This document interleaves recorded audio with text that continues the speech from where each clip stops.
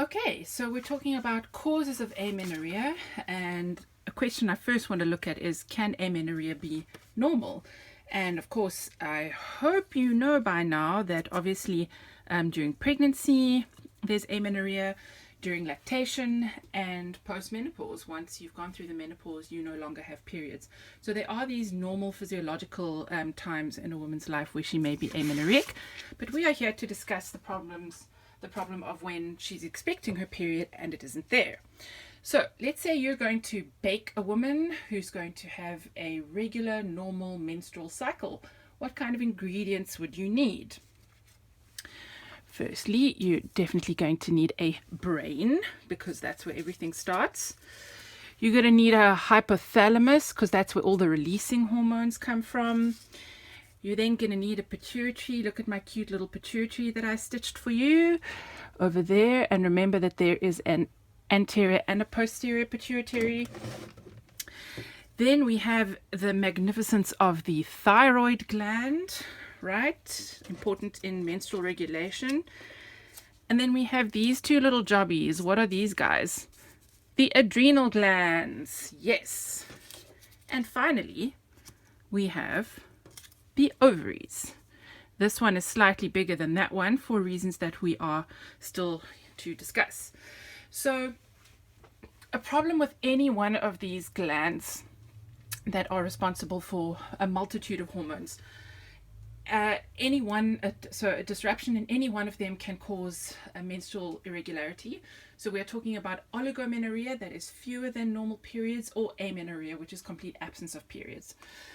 Okay, now, so those are the hormonal bits, but we must also talk about the end organ. So there are some things that can happen in the uterus and the endometrium which can lead to amenorrhea, and those are structural issues. We've touched on some of those in the primary amenorrhea, but those have got nothing to do with the hormonal cycle. There's a problem in the uterus or somewhere there, and we will talk about that. Okay, so what causes problems at which level? So you've got a woman with amenorrhea sitting in front of you. She is of reproductive age and you would expect her to be having normal periods. What kind of things are you going to ask? What kind of things can cause this issue? Okay, so quite a significant one that impacts on the hypothalamus is stress, so extreme psychological stress, or women who've got anorexia nervosa or bulimia sometimes, extreme weight loss, that can switch your period off. And extreme athletes who do extreme training, that can also switch your period off. So those are some useful things to ask someone, especially if they look physically very slim or very built, like athlete builds. Okay, now moving on to the pituitary, and we're referring to the anterior pituitary, which is where all these relevant hormones are made. Things that can happen in the pituitary are a prolactinoma, which will cause amenorrhea because it puts the body in a lactational state. So the body goes into amenorrhea because of the increased prolactin. But if there's a tumor that is potentially compressing the pituitary, it might completely squash the pituitary and make it that none of the hormones are released. So that's how that would manifest with amenorrhea. And then Sheehan syndrome is something where there's been a severe hemorrhage and the pituitary actually infarcts because it is a watershed area of vasculature in the brain. So clearly none of these things are going to just present in isolation. So if you are thinking someone has got a prolactinoma, well, what other symptoms are they going to have? They are probably going to have headaches and vomiting, especially in the morning because of raised intracranial pressure. Same for a tumor. They are going to have a homonymous hemianopia because the optic chiasm is underneath the pituitary. So if there's a big tumor squashing that, you're going to have a visual defect.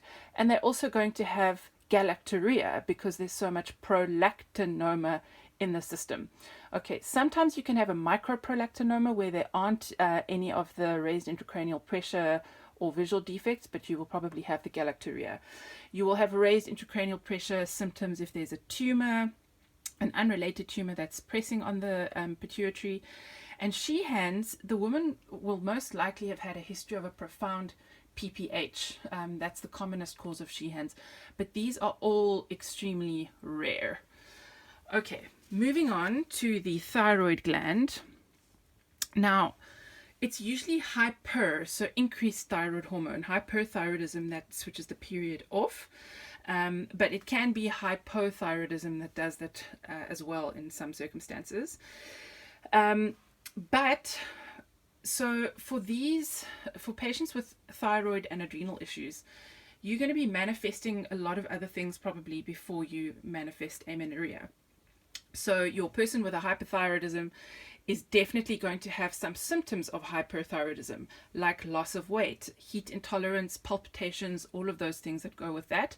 You're not just going to have amenorrhea in the absence of symptoms here, and you're not just going to have amenorrhea here without some other symptoms if the problem's in the pituitary.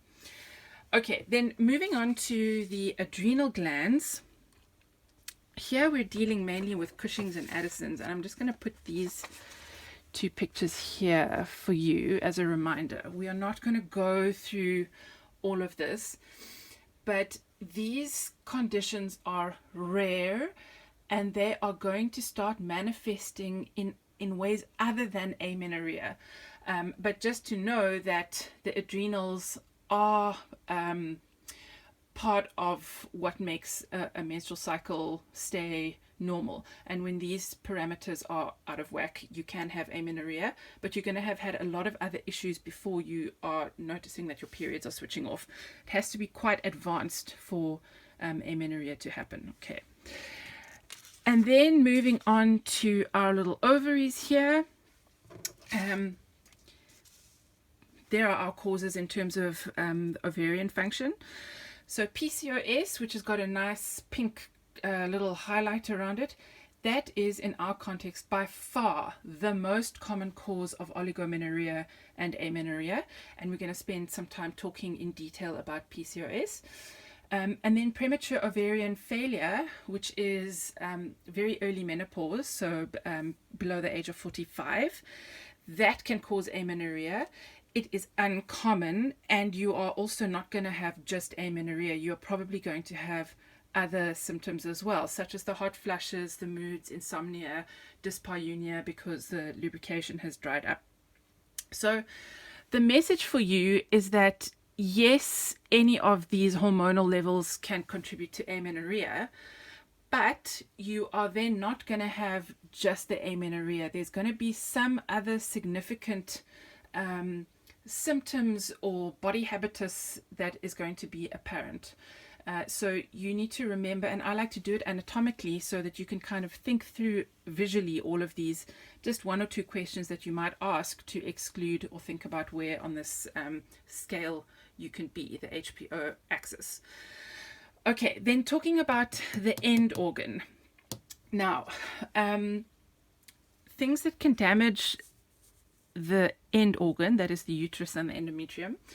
So Asherman syndrome is, and let's be super dramatic and draw it live. Asherman syndrome is usually where a metal curette has been used after a miscarriage or for a TOP, and that causes damage to the basal cellular layer of the endometrium, and so the endometrium cannot form and it becomes all scarred and so there's no endometrium, so you don't get a period. But then there's going to be a clear history that there was some kind of procedure done for this woman before. All right, and then the other thing that can cause secondary amenorrhea, because remember we're talking about secondary amenorrhea. I don't think you can see that. Let's move it up a bit. Okay, so stenosis of the cervix in terms of secondary amenorrhea, that will be from something like a LETS or a cone biopsy. So I'm just going to tie our cervix closed here. So you've got the visual. But that there is again going to be a clear history of a previous LETS. So there would have been a high SIL pap, somebody will have been referred, they will have had a LETS or a cone biopsy, and then these kind of procedures can cause stenosis of the cervix because the cervix can heal with scar tissue. So end organ is essentially Asherman's from a previous procedure, stenosis from a previous procedure, and any one of these hormonal issues can cause oligo or amenorrhea, but the most common one is PCOS, which we're going to talk about in a separate video. But just some little trigger questions for you to think about if somebody comes to you with amenorrhea.